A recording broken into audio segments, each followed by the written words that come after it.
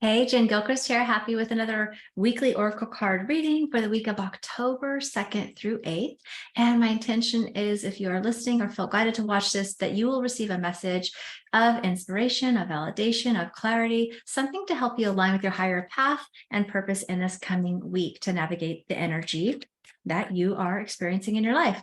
If you're new to me, thank you for being here. I look forward to getting to know you more. Be sure to like, comment, or subscribe, or share this with your friends if you find that it would be valuable, if you enjoyed it. I'm going to be working with the Gateway deck by Denise Lynn to begin with. I also feel the dragons. And I got lots of cards out here. We'll see. Yeah, I guess they all want to do a little talking. So we'll start here.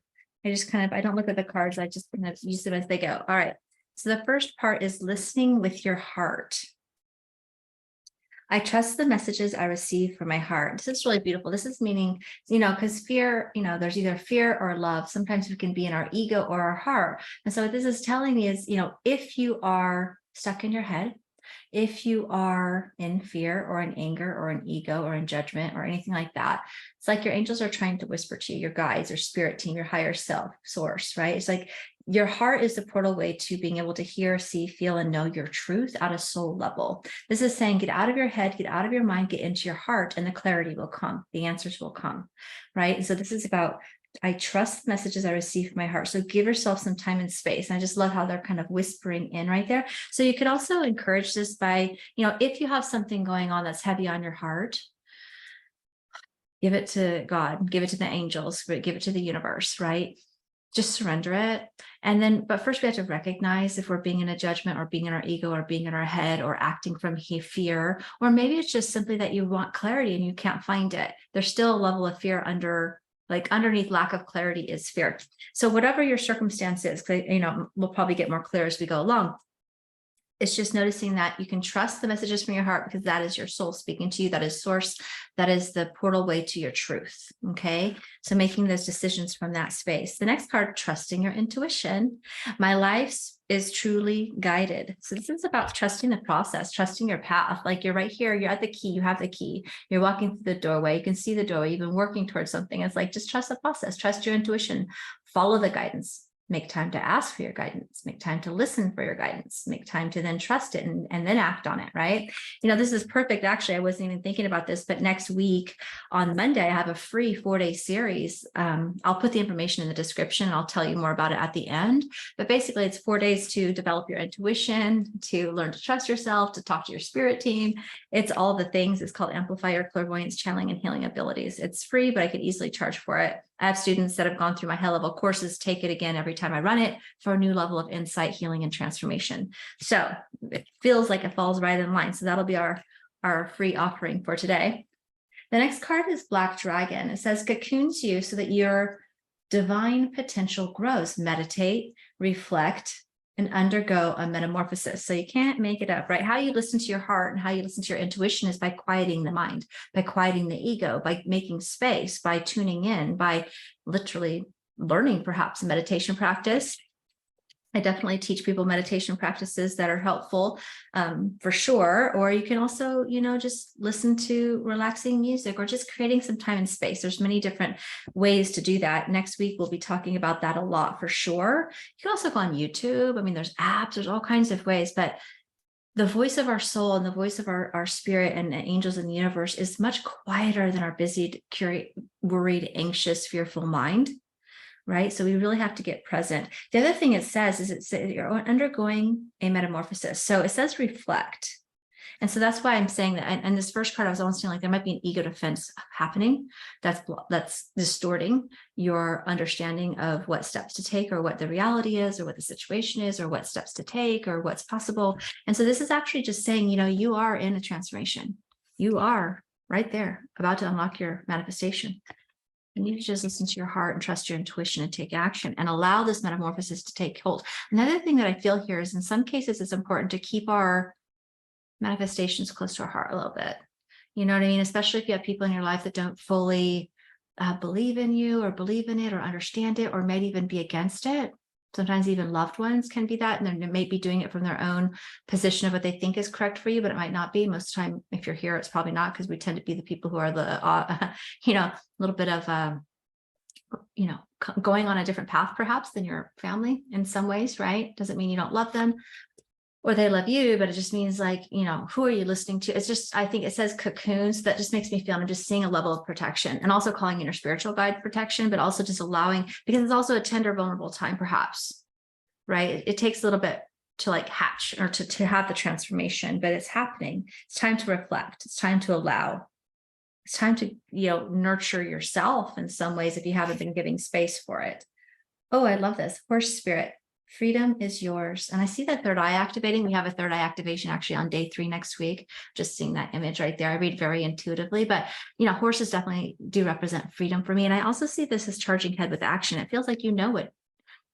You may know what to do. And if you don't know what to do, this is going to give you your answer very quickly. And then it might be time to you need to take some kind of action. My life is truly guided. Take action on your guidance, right?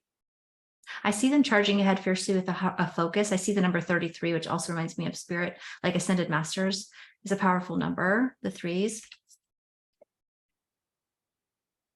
It's kind of saying like what you want is there for the taking, like go for it, basically move forward fearlessly. There's a level of releasing fear, and there's a level, because of this card, I'm feeling like between these 2 cards, of like unbinding yourself perhaps from a fear or a pattern or a programming or a limiting belief or most of the time it's some kind of fear, right? It always, if it comes down to simply love and fear, and we're saying listen to your heart, listen to love, then there's a balance, there's a ego war happening, an ego death that needs to happen. Archangel Philia, I don't know how I'm saying that correctly. Honor animals, communicate with different species. So it does feel like, animal guides could be very healing. Like if you're a nature person, listen to noticing that angels are being around animals, being around, animals in nature could be very healing right now. And just noticing if you get synchronistic animals that come into play, right? So a lot of time, like I'm just noticing the rabbit, which often feels like fertility to me, but you can Google things as well. You can just trust your intuition if your animals around you if you're telepathic, or you have, if you can just tune in and ask what is the message. But notice the synchronicities, like if you see dragonflies a few times or butterflies, anything you see 3 or more times, just like angel numbers, spirit guides will come and show us themselves, and animal spirits will show us themselves that way too. But it does feel like a sense of being outside of nature and grounded. If you have animals, that could be really healing as well. You might be getting spirit animal messages coming through to help you as well. Squirrel reminds me of preparation, and rabbit looks like fertility. And I don't really know what the cougar, I think that's a cute cougar or mountain lion. You could look it up perhaps. Sometimes it's fun to look it up online as well if you want more details to see what resonates. But I feel like it just feels like courage almost. Like, to me, it almost feels like courage and conviction. I see the fertility and the preparation, and the angels are there guiding the whole thing as well. And I see sun, it's like a new dawn, a new day. Look at, see, here's the yellow right there. If you listen to your intuition and take, move the fear and move through the metamorphosis and then come through, it's like you're there, you're on the other side. So that's a very exciting, because it feels like this is a manifestation of something you've been working on for a long time that's probably near and dear to your heart, which is triggering the fear as it does. Because usually when it's something that we want really a lot, or if it's something that's really means a lot to us, or is something that is really along our higher soul's path, it often does require us to move through and transform a lot of fear. And so this is what that's saying, right? It's there for you. So keep moving forward, find a way to move through it, and also kind of protect it, because not everybody's gonna, it feels like there is a level of outside influence that could slow it down, muck it up, or create confusion if you're getting advice from the wrong people, whether that's in person or in light. So with your spirit team, you always do want to ask for angels of divine love and light, or spirit guides of divine love and light that are in alignment with my highest past and purpose in this lifetime or at this time, right? Because we can have a lot of different guides and it can create confusion as well. So just be aware of that. And again, I would love, just because of everything that came up, I think it'd be a really powerful next step to help you get into alignment, move through those fears and doubts, clear things, align with your higher path, connect with your intuition. Literally on day 1 is all about connecting with your spirit team, your angels, your guides, really learning how to communicate. We do a powerful vibrational scale meditation, activation, attunement, really to help you really recognize the different spirit guides. And then on day 2, it's about healing activation to activate your healing energy, which you can use on yourself. It's also about talking about empaths and sensitives and how we absorb other people's energy and how you can start to move that out and have clearer boundaries, not be a sponge.